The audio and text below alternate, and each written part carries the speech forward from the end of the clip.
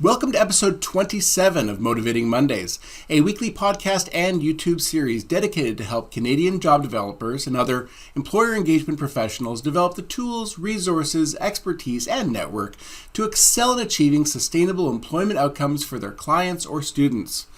My name is Christian St. Cyr, National Director of the Canadian Job Development Network, and today we're talking about a new trend called open hiring, where employers hire people first come, first hire.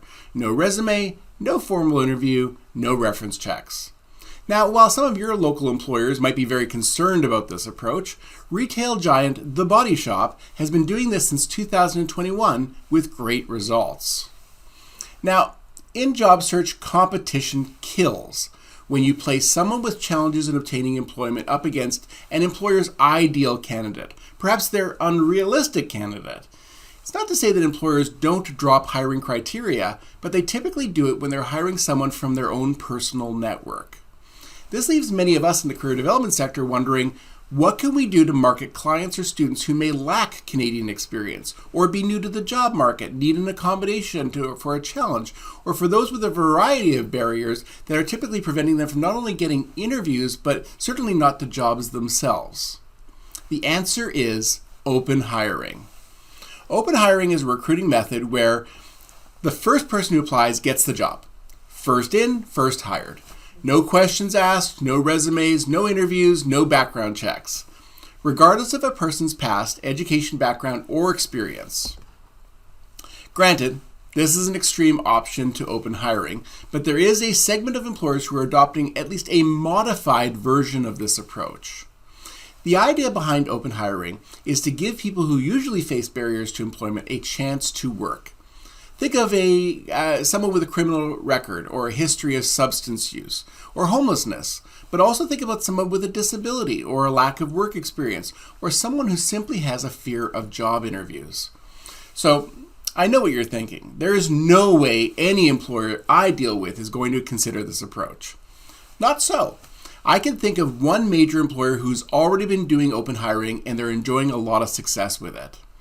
Now, if you look at their Canadian career page, it's currently being updated, but The Body Shop has been actively engaged in open hiring internationally. In 2021, The Body Shop used open hiring to recruit more than 1,400 customer consultants in the United Kingdom, in Australia, and in North America. They converted 30% of those consultants from temporary positions to permanent employees. When asked for their feedback, 89%, or 9 out of 10, Body Shop store managers said that they would hire their open hired customer consultants again, and 87% of open hire employees at the Body Shop said it's a great place to work.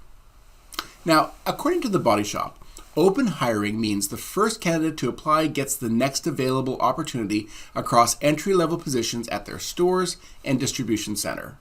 When a hiring manager is recruiting, they select the first candidate on the list in order of application date for an in-person chat. During that chat, candidates are informed about open positions, company history, and roles and responsibilities. From there, interested candidates are asked 3 simple questions to confirm that they are eligible and physically able to fulfill the requirements of the role. These efforts aren't just limited to hiring. It focuses also on promoting jobs as well. Starting in 2021, The Body Shop has taken purposeful action to attract and accommodate candidates who may face barriers to employment. According to one candidate hired for a retail role through open hiring, it was a really great feeling, not to feel like I was going to be surveyed or screened in detail, because that can feel intimidating. Sometimes anxiety gets the best of me and I trip over words, but this method of hiring is not as intimidating and made me feel more confident. When analyzing the success rate of this initiative, The Body Shop found that their monthly turnover decreased by 60% when they ran their initial open hiring pilot.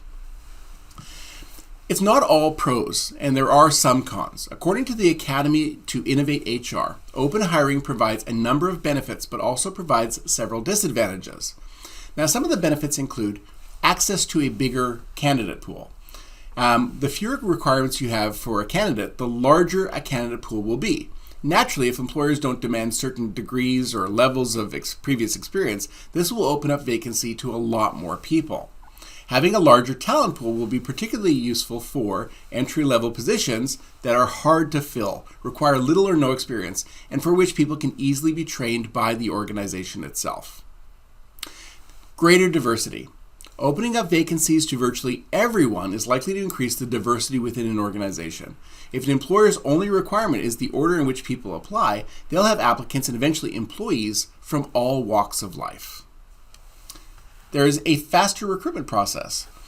A logical consequence of having almost no candidate criteria requirements, and by extension no lengthy recruitment process, is that things tend to go faster. It's good to note, however, that open hiring doesn't mean that there's no screening done at all.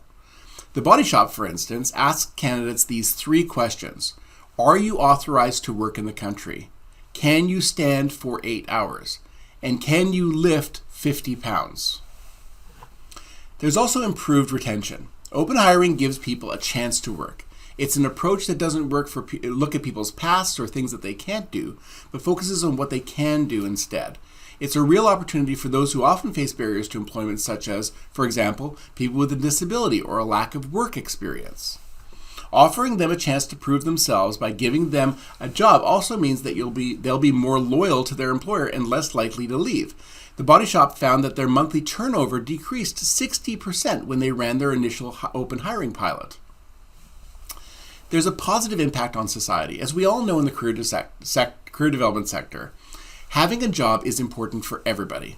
It's what pays our bills and gives us a sense of purpose or a reason to get up in the morning. For someone who's often overlooked or disqualified in advance because of what they've done in the past or haven't done in the past, it's much more than that. It's a chance to turn their life around, an opportunity to truly start over, and not just for them, but for their families as well. Reduced bias. While it's often named as a benefit of open hiring, it's also a controversial one. Yes, it can be a great way to open doors to an entire group of overlooked job seekers. And indeed, recruiting people on a first-come basis, hence skipping an in-person interview, does eliminate unconscious bias for interviewers. But that doesn't necessarily mean that there's no bias at all. We'll talk about that when we start talking about the cons. Just like every recruitment method that's out there, hiring on a first-come, first-served basis has its disadvantages. Here are a few of the disadvantages that were noted by the Academy to Innovate HR. There are safety risks. Cutting out all due diligence regarding applicants can be risky, especially for those applicants who end up working closely with other customers or with colleagues and other customers. Knowing something about a person's circumstances, for instance, when they've been convicted of crimes, but also if they haven't, seems like to be reasonable in this regard. A simple background check can save an employer a lot of potential trouble. There is a different bias. While some say that open hiring doesn't discriminate or eliminates human bias, others claim that it replaces one bias with another.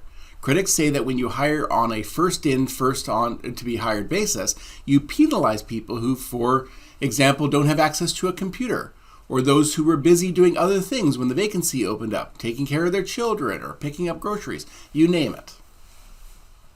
It's not suitable for all jobs. The philosophy behind open hiring, helping people who face barriers to employment and reducing hiring bias, is great. And for many jobs, experience is actually not as important and a lack of it can easily be solved with on-the-job training.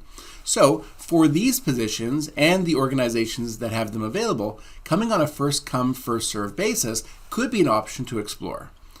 But that's not all jobs. There are tons of jobs out there that require relevant previous experience and maybe a degree or a certificate or certification or licensing.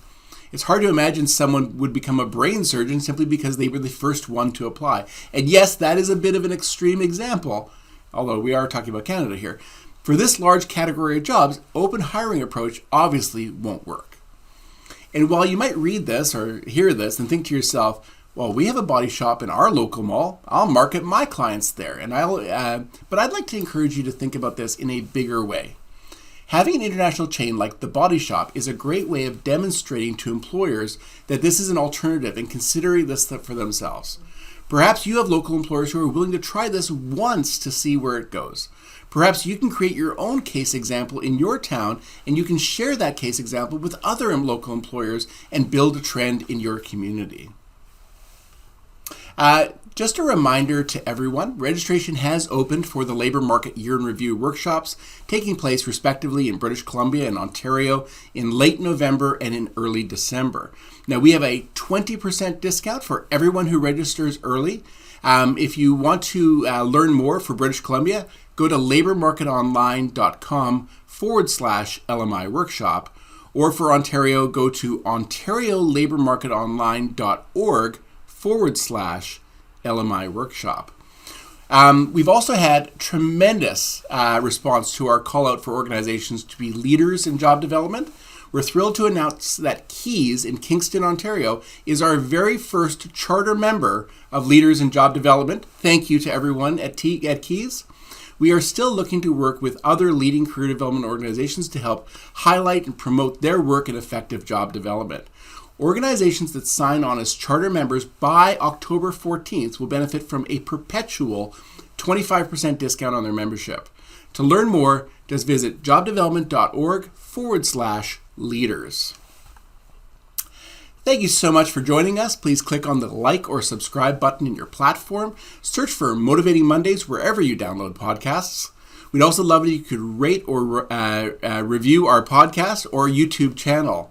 Now, we do these sessions live and for free every Monday morning on Microsoft Teams with job developers from across Canada. It'd be so great if you could join us.